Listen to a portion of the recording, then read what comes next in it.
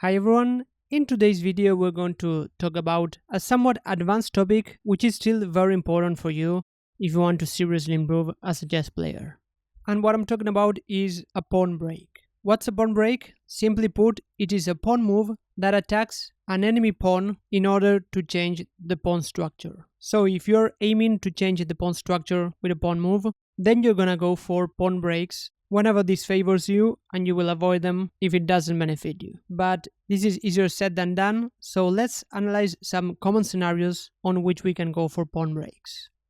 So let's start with the first position. Here black played quite creatively, bringing a queen to h3. One idea might be to go h4, but black still has to castle. This bishop is actually quite passive, and taking this into account, white decided to act quickly.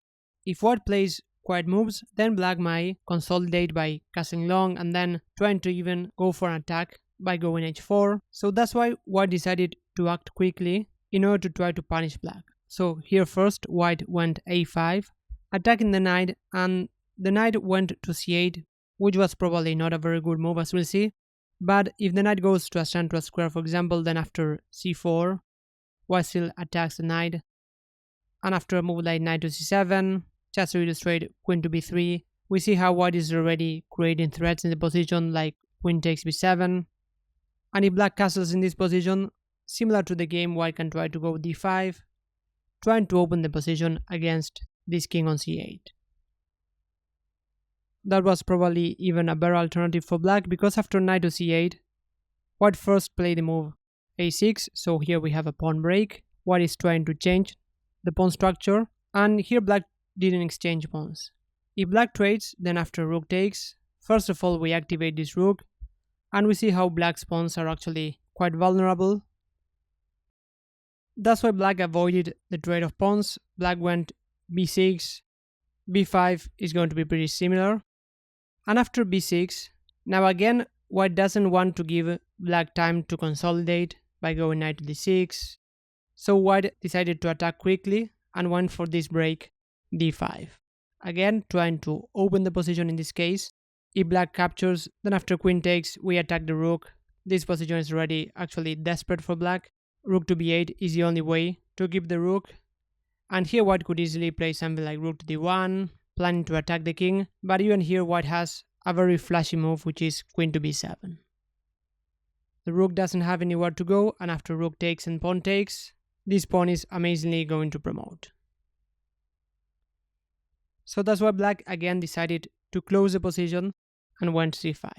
So after these moves a6 and d5, we get a change in the pawn structure where the light squares have actually become weakened. So there's an idea to go queen to a4 in some positions. But since black still has the idea to go queen to d7, white didn't rush and now went rook to e1 with another pawn break in mind. Now the idea is to go d6 since this pawn on e7 is now pinned. And white already has a very large advantage and won in a few moves. Here black continued with queen to d7.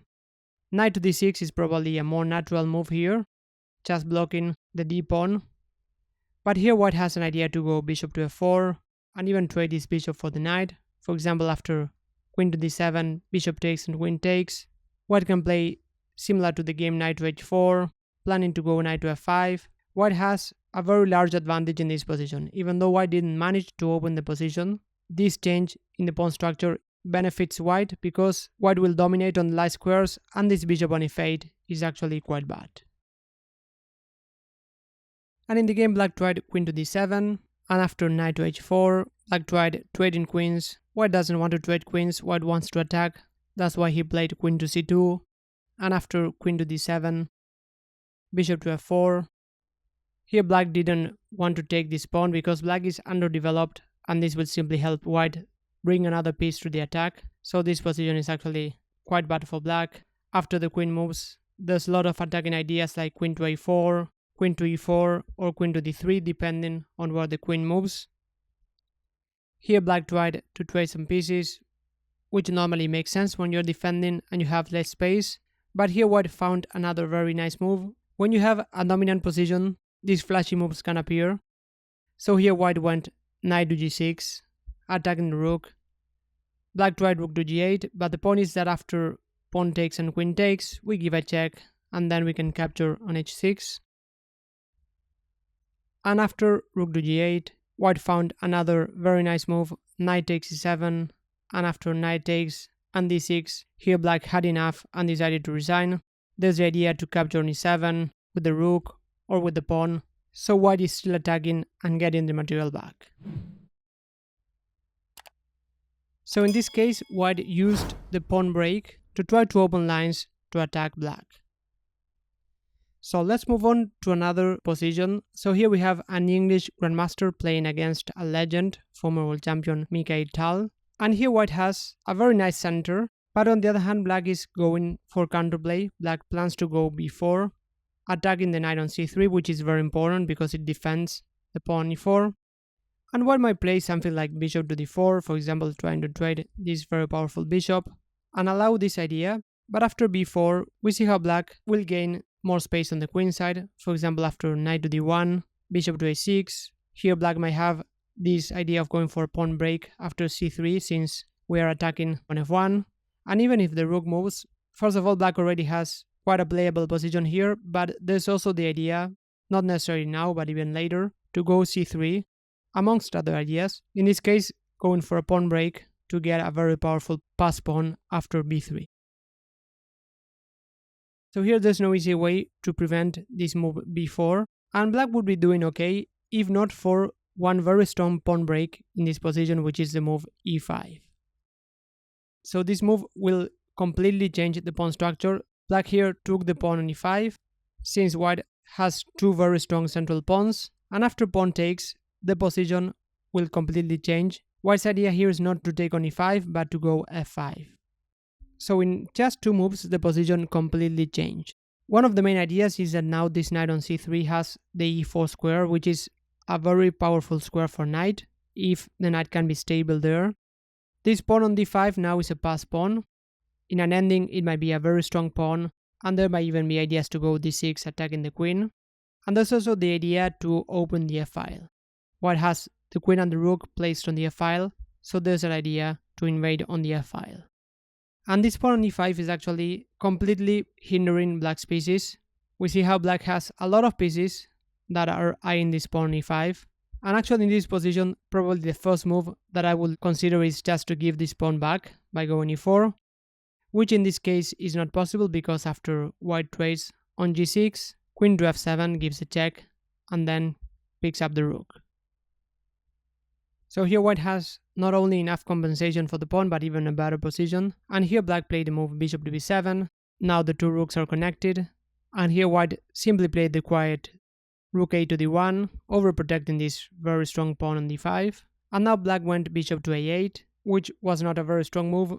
Black should have tried giving this pawn back by going e4 in order to activate his pieces, but even here white is still better, since after bishop to a8, white gained a decisive advantage very quickly after knight c to e4. Tal wanted to complicate the game, but in this position knight to a4 was not a good idea because white simply found a forcing way to gain a decisive advantage. After bishop takes, pawn takes, white traded on g6, and after queen to f7 and king to h8, white found this very nice tactic after knight to c5, attacking the knight on d7. Black cannot capture on c5 because the knight is pinned. White would simply capture the queen, and there's also the idea to go knight to e6. So black is in no time to defend the knight on d7 because after knight to e6, we attack the queen and this bishop on g7. So black cannot deal with these two threats accurately. Black might give the exchange, but after pawn takes, black still has problems with this knight on d7, which is pinned.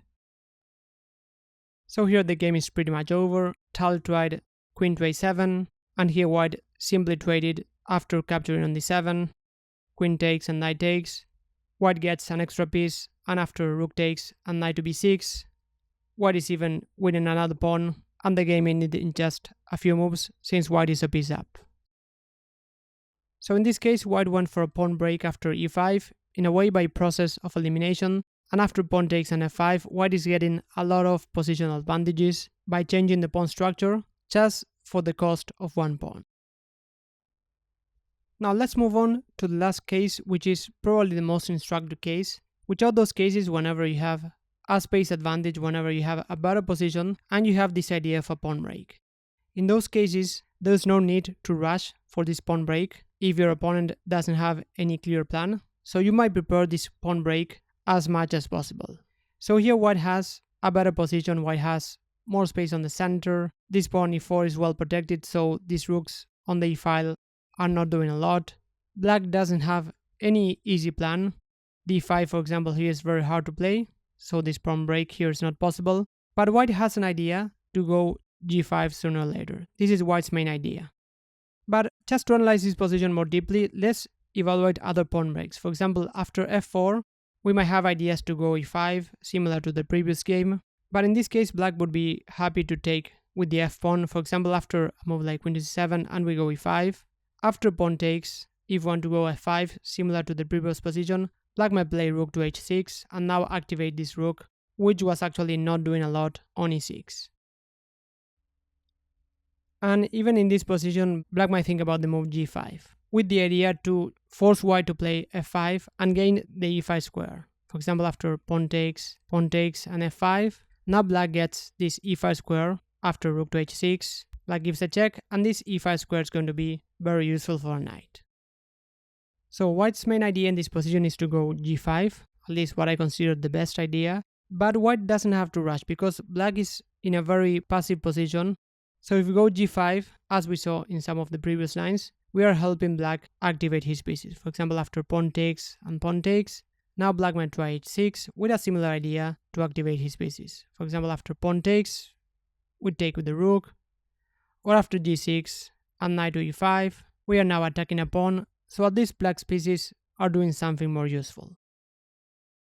That's why, taking into account that black doesn't have a clear plan but to react to white's plan, white decided to prepare this pawn break. First he played the move f3, which overprotects the pawn on e4, queen to g2 might be an idea, and here black played the move knight to h8, which normally it is not a good idea to sit and wait, particularly when you have a passive position. Here black actually had an idea to keep the game going, which is going a6 and b5. Again, a pawn break, so we see how important pawn breaks can be. For example, here after rook d to g1, go queen to c5 and then b5, undermining this very strong pawn on c4, just trying to look for counterplay. Because after knight to h8, this simply gives white time to improve his pieces. White went knight to e2, and after queen to c7, white brought another rook to the g-file. White is in no hurry to play g5, and after queen to f7, knight to d4, this knight is now centralized. Rook 6 to e7, knight to f5. Both players repeated for a few moves. And now white finally went for g5. So we see that now white is a lot more prepared for this pawn break. This knight on h8 is actually a very bad piece, so the game is pretty much over. White is going to open the g-file. It is very important here that black doesn't have the move f5, trying to keep the g-file closed. And after pawn takes and rook takes, black tried g6, and after knight to f5, white attacks the rook, and there's also the idea to go queen to c3. Black tried rook to e5, even giving the exchange, which white didn't capture.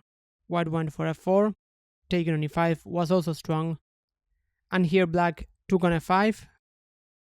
If black takes on e4 after queen to c3, black is simply getting demolished. Black tried rook takes f5, and after pawn takes, bishop to g7, white took on g6, and black decided to resign. White has a material advantage and the attack going, so this is just a losing position for black. So you now know about the importance of pawn breaks and how to use them in your games. If you want to know more about chess and improve further, I have a free course that will provide you with a training plan, so you might want to check the link in the description. Thanks a lot for watching, and I'll see you in the next video.